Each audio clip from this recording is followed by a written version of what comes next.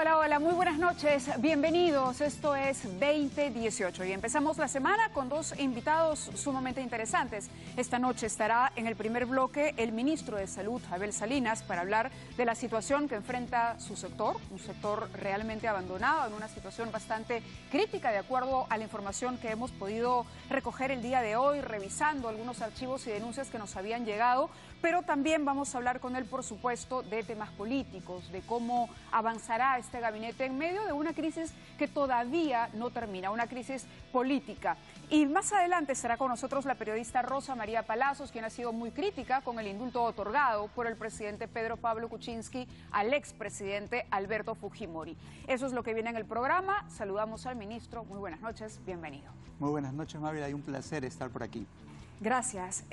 Bueno, lo primero que quería preguntarles, ¿cómo toma la reacción del partido? Porque no cesan los comentarios, ¿no? El expresidente Alan García publicó en su Facebook, no sé si tenemos en Switcher este párrafo, donde él destaca y dice: el gobierno recluta a quienes, habiendo sido los mayores críticos del presidente y del indulto, bueno, no se refiere a usted, porque usted no emitió una opinión en contra, sino más bien al señor Barreda, pero dice: aceptan su oferta con el pretexto de contribuir o de conseguir empleo para los compañeros. Es un nuevo desacato a la orden del plenario, de las bases, un ultraje de estas, considerando que pueden cambiar su fe y compromiso político por direcciones, asesorías o cualquier otro plato de lentejas. Bastante duro Alan García en este comentario, y la pregunta era: ¿cómo está manejando usted esas relaciones partidarias? Bueno, en líneas generales, le agradezco la pregunta, Mávila, y es cierto, leí el comunicado el día de ayer por la mañana, pero yo quiero decirle que la razón por la que yo he aceptado enfrentar la situación tan crítica que ha descrito en el sector salud es precisamente porque yo soy un profesional de la salud de hace muchísimos años. Yo vengo trabajando en el tema público de salud y en el tema privado de salud también durante muchísimos años a lo largo de mi vida profesional, que tiene que ver desde que llegué al Perú, cuando regresé en el año 86, en el Hospital María Auxiliadora, como asistente. Finalmente pasé a ser director unos años después, pasé al Consejo Nacional de Salud, estuve en el Ministerio de Salud asesorando a algunos ministros y viceministros, estuve en la Superintendencia Nacional de Salud,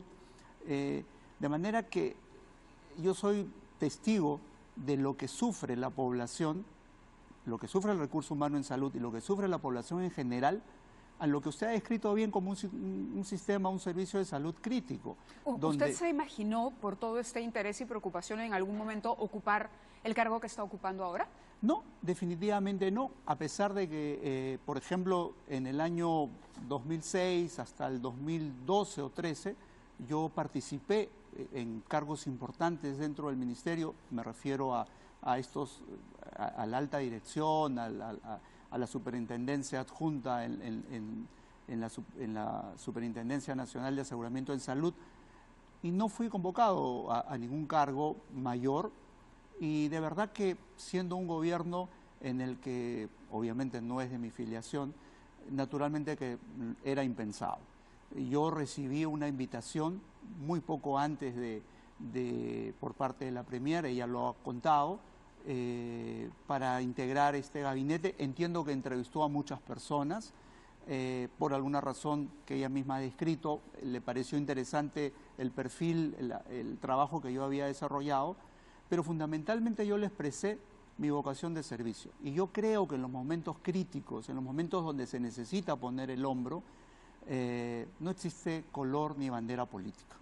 ¿Es cierto entonces que Mercedes Arauz lo convoca un día antes de la juramentación? Un par de días antes. Un par de días antes. ¿Y la recomendación fue en efecto del señor Barreda o de Jorge del Castillo? No. Ella, entiendo que, la verdad que no le pregunté quién, pero ella fue la que me convocó, y sí sé que hubo más personas que entrevistó. Y luego de eso pasó un día más y recibí la invitación para conversar ahora sí con el presidente, y eso fue realmente muy poco antes de la juramentación. Claro, porque a diferencia del señor Barreda, usted no presenta un permiso de licencia al partido político. No. Sí lo claro, presentó. Yo lo presento, cuando me confirman que, entonces, antes de llegar a la juramentación, presento la licencia. ¿Con cuánta anticipación? Bueno, es el mismo día, porque era cuando realmente le habían confirmado. Me habían confirmado, o sea, no era posible presentar una licencia antes. Lo llamaron 2 días antes y lo confirmaron el mismo día de la juramentación. Unas horas antes. Unas horas antes. El día anterior, pero muy tarde, ya no era posible presentar ninguna. ¿No lo sorprendió que para un cargo como el de ministro se le confirmara su participación horas antes de la juramentación? ¿No vio usted que era todo muy apresurado y que esto de alguna manera podía entenderse como una situación de emergencia política? Definitivamente la situación política es difícil, eso es innegable, pero bueno, yo muchas veces escuché a mi padre fue 3 veces ministro, y de manera que no era algo raro de saber que muchas veces los ministros son convocados no con gran antelación. Es más, se conoce que a nadie le dicen mucho tiempo antes que va a ser ministro. Hasta que uno no jura, no es ministro. Puede haber sido convocado y no llegar a juramentar. Eso ha ocurrido también, la historia republicana se da cuenta. De manera tal que no me sorprendió eso, me sorprendió sí que me convocaran, porque no pertenezco al partido político de gobierno, pero sí entendí que era un compromiso con el Perú, un compromiso con el país, un compromiso por el cual yo vivo una emoción social, la siento, de manera que no resultó para mí extraño finalmente. Pero le preguntó, me imagino, a Mercedes Arauz cómo había conocido de su trayectoria, bueno, yo o logrado el contacto para conversar con usted. Bueno, no quiero ser pretencioso, yo soy el presidente de la Sociedad Peruana de Pediatría, he sido conductor muchos años en una radio muy prestigiosa, lo puedo decir, en RPP, de manera que, sin caer en la pretensión, creo que no era tan desconocido. Es más, yo he estado en este set algunas veces, de manera tal que seguramente algunas personas me conocen y alguien seguramente... Pero estamos hablando de un escenario muy delicado, donde se dice que ha resultado muy difícil poder convocar personas. La propia jefa del gabinete ha reconocido que ha sido difícil porque hay mucha gente que no veía el escenario más propicio para sumarse a un equipo de gobierno, ¿no? Estaba el cuestionamiento del indulto, el tema de la supuesta negociación con el fujimorismo para salvar al presidente de una vacancia presidencial. En ese contexto, incluso el APRA se había opuesto a participar de un gobierno en crisis, y eso lo había dejado saber a través de su dirigencia. Bueno, en líneas generales yo le diría que el tema del indulto es un tema que es una facultad del presidente basado en un informe médico, y bueno, si hay algo que no estuvo bien hecho, me imagino que hay espacio para revisarlo.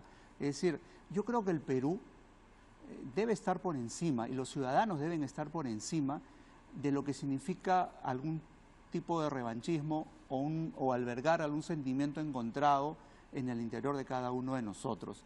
Yo sí creo que cuando un país desea desarrollarse y hay experiencias en el mundo que dicen lo mismo, uno tiene que poner lo suyo para poder aportar al país. Mi compromiso es con el país, primero que nada. ¿Dónde estaba el actual ministro de Salud cuando el presidente indultó a Alberto Fujimori? Era 24 de diciembre, víspera de Navidad. ¿Cómo tomó la noticia? ¿Cuál fue su primera impresión? ¿Le pareció que era un indulto bien otorgado, oportuno? Bueno, yo había escuchado, esto era un tema para todos los ciudadanos, durante mucho tiempo se había hablado del indulto. No era la primera vez que se hablaba de esta posibilidad. Particularmente yo no tendría por qué apoyar u oponerme, porque créame que podemos tener alguna opinión, pero sobre un hecho ya dado, lo que debe hacerse es revisarlo objetivamente, y habrá quienes lo hagan, ya hay procedimientos que se están haciendo, pero uno más bien tiene que salir adelante. Yo insisto en que jamás se puede mirar hacia atrás. Yo aprendí de mi padre que, a pesar de que seguramente él fue un opositor en algún momento, recuerda usted que estuvo en alguna circunstancia también adversa, pero yo nunca encontré en él un espíritu de revanchismo, a pesar de que pudo haber estado en contra, como uno puede estar, en contra de una política de gobierno, en contra de una gestión, pero jamás eso debe personalizarse. Yo creo que eso es lo que hace daño. Pero como médico y ciudadano, ¿cuál fue su opinión? Es decir, ¿usted hubiese estado a favor si hubiese sido parte del gobierno en otorgar el indulto o hubiese renunciado al gabinete? La pregunta es difícil, ponerse en esos supuestos. Probablemente hubiera revisado con mayor detenimiento de qué se trata y cómo se tomaron las decisiones en ese momento. Esas son decisiones del presidente, entonces es difícil tomar una opinión así, ¿no? Sí, me imagino. ¿Y usted no ha tenido oportunidad de revisar el expediente médico del indulto? Lo he revisado lo que está en la prensa. Eso lo es que ha sido publicado. Lo que ha sido publicado. No sé cómo se produjo y la verdad que he preferido no revisarlo porque no tengo ese espíritu de volver hacia atrás de esa manera. ¿O porque no quiere desencantarse si encuentra que hay algún elemento que podría no justificar el indulto humanitario? Prefiero encontrar los encantos que me puede dar y la satisfacción de servir al pueblo. Entonces es voluntariamente que usted ha decidido no ver el expediente. No, no se trata solamente de no verlo, sino que por ahora seguramente habrá algunas visiones diferentes y que prefiero escuchar eso para poder tomar alguna... Insisto con el tema porque se ha criticado al presidente de haber colocado 2 ministros para trabajar expresamente en el tema del indulto. Y de alguna manera el corto tiempo que Fernando D'Alessio se mantuvo en el cargo así lo insinuaría, por lo menos. Son 114 días, en 114 días, la verdad, poco es lo que se puede hacer. No tenemos recuerdo de ningún logro importante o destacado del ministro D'Alessio, sino más bien su participación directa en la designación de los funcionarios que finalmente decidieron a su vez la conformación de esta junta médica cuestionada por haber incluido a uno de los médicos tratantes del expresidente Fujimori. Mávila, a mí me parece que es un poco duro hacer un análisis de ese tipo, que decir que solamente designó a los médicos para que hicieran el informe médico, me parece que no es muy justo. Yo no conocía al ministro D'Alessio, lo conocí al final, en el cambio, en la transferencia, pero entiendo que no viniendo de un conocedor de un tema de salud, más bien ajeno al tema de salud, normalmente un ministro que no conoce un sector demora al menos 3 o 6 meses para conocerlo, de manera que es difícil que pudiera haber tomado alguna acción importante, si a eso se refiere, en el tema de salud. Probablemente es diferente mis posibilidades, sin caer en ninguna pretensión, pero yo tengo mucho más conocimiento o acercamiento por haber vivido mucho este tema en salud, no solamente como paciente, sino... Claro, pero fíjese que lo que me está diciendo abona en la hipótesis de que Fernando D'Alessio fue incorporado al gabinete para facilitar el indulto, porque en efecto 3 o 4 meses no da para alguien que viene de la Fuerza Armada y luego de la administración de Centrum para empaparse de la problemática de salud, pues el tiempo queda corto, ¿no? Como médico, ¿usted cómo calificaría la gestión de su antecesor? En principio, yo creo que todos los ministros que han estado anteriormente han puesto lo mejor de sí. Yo podría hablar tal vez de un ministro no médico, podría hablar de otro ministro médico y que tampoco logró hacer todo lo que se propuso a pesar de tener grandes capacidades. De manera tal que yo no podría ponerme, no sé exactamente cuál fue la razón por la que se designa uno u otro ministro anterior. Es imposible que yo lo sepa. ¿Tampoco preguntó por qué terminaba la gestión del ministro anterior? Bueno, yo creo que las posibilidades de continuar en una gestión en el tema estrictamente sanitario estaba un poco complicado porque no se notaban resultados. Se notaban intencionalidades, pero era evidente que faltaba un poco más de conocimiento tal vez del sector. Y probablemente ante las necesidades urgentes de la población, yo creo que eso es legítimo en resultados. Se notaban intencionalidades, pero era evidente que faltaba un poco más de conocimiento tal vez del sector, y probablemente ante las necesidades urgentes de la población, yo creo que eso es legítimo, hacer algún cambio, hacer otra propuesta. Yo creo que eso es legítimo absolutamente en el presidente y en la Premier. El hecho de que apareciera al día siguiente de su designación, de la juramentación, en este almuerzo con Jorge del Castillo, celebrando con un grupo de médicos, ¿no abona también al hecho de que muchos piensen que Jorge del Castillo fue la persona que lo ayudó a integrar el gabinete? Le cuento lo siguiente. Hace más de 12 años que este grupo de médicos apristas se reúne. Antes se reunían en otro local cercano, que ya no hay un restaurante ahí, en un club cercano, y ahora se optó por estar en el círculo militar. Ese grupo, inclusive, yo soy uno de los fundadores, y era un grupo de análisis político en salud, porque hemos sido estudiosos de la problemática sanitaria, y por ahí han pasado médicos y no médicos, apristas y no apristas, con calificaciones para discutir temas de salud.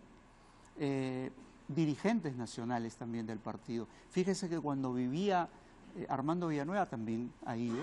Porque él dice que lo invitaron.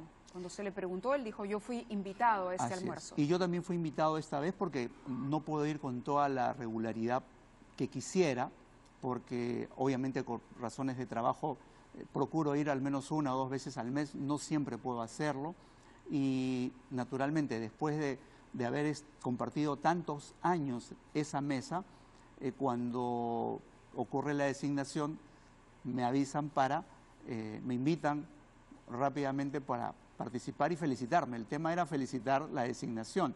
Estuve muy poco tiempo, porque ese día había Consejo de Ministros, teníamos un almuerzo por el cual pedí excusarme al propio presidente de la Premier para ir a esta reunión rápida, y me encontré con muchas personas, había muchas personas, estuve 30 o 40 minutos y ahí me fui al ministerio rápidamente.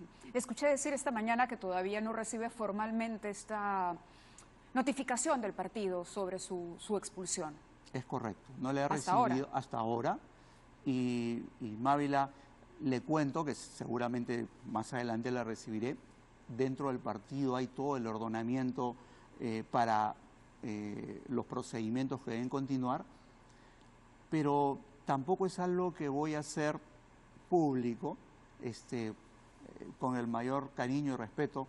No es algo que voy a tratar en los sets de televisión ni en las redes sociales, porque eso no le debe interesar al ciudadano. Mis problemas, mis expulsiones o no expulsiones, son problemas secundarios absolutamente para la población. El ciudadano de a pie, aquel que necesita servicios de salud, necesita que se mejoren las atenciones, que tenga medicamentos, que tenga insumos, que no tenga que amanecerse, le interesa otras cosas de lo que yo pueda hacer.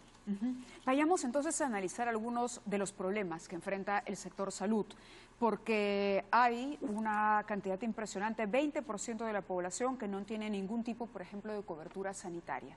Es decir, depende directamente de los hospitales estatales. Estamos hablando de 40%, que ha sido la cifra que más hemos repetido en lo que va de los últimos meses, por lo sorprendente, por lo peligrosa de anemia infantil en nuestro país.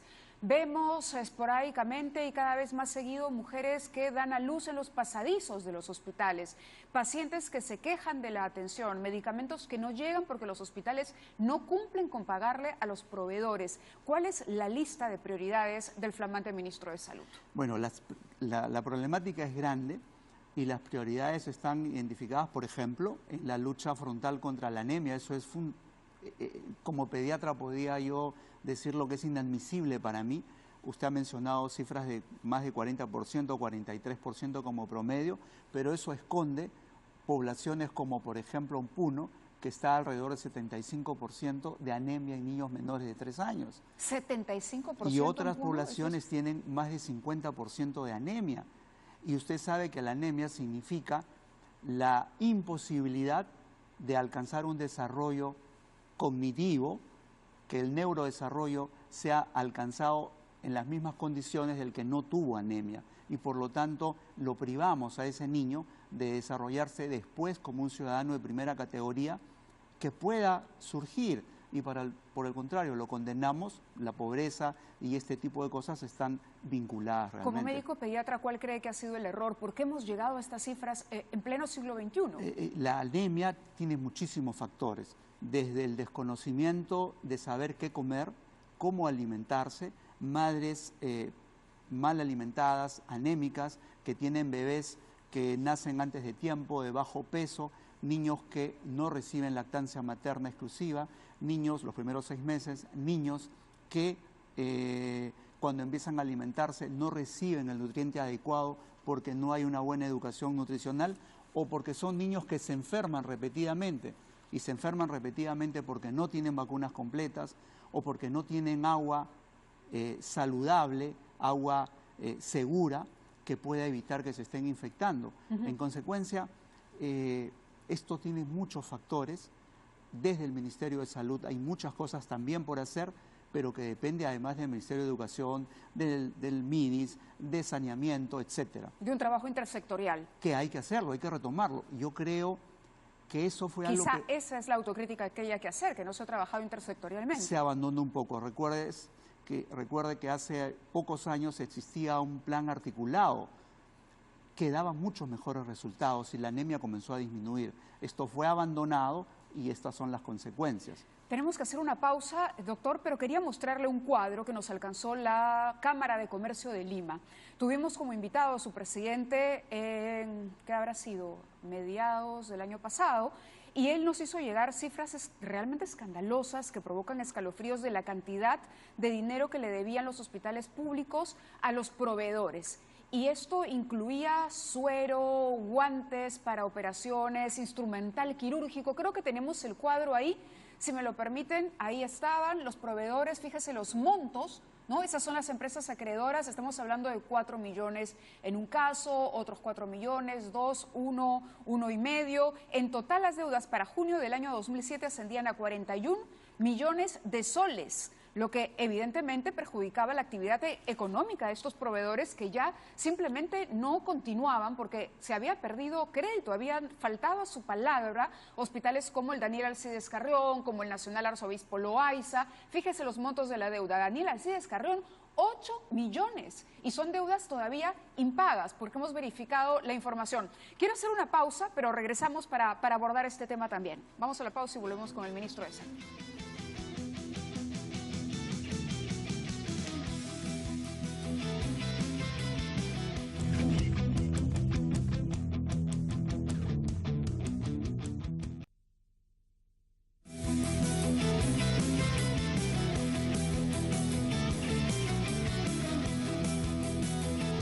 Muy bien, continuamos con la entrevista con el ministro de Salud, Abel Salinas, y hacíamos mención a unos montos tremendos de deudas que corresponden a los hospitales públicos, hospitales que no han cumplido con el pago a sus proveedores. El 26 de junio del año 2017, Mario Mongilardi, presidente de la Cámara de Comercio de Lima, envió una carta al que entonces era el jefe del gabinete, Fernando Zavala, y ministro de Estado en la cartera de Economía. Esto ocurrió después de que Zavala solicitara información para corroborar la denuncia de las deudas. Hubo un compromiso de pago y, sin embargo, no se cumplió. Luego vino la gestión de Fernando D'Alessio en el MINSA. Nuevamente la Cámara de Comercio hizo público esto, más de 41 millones de soles, y hasta el momento sigue ahí y no se puede solucionar este impasse que ha hecho que los proveedores simplemente digan, ¿sabes qué? Trae mi suero, mis analgésicos, mis antibióticos, mis camas quirúrgicas, etcétera, etcétera, etcétera.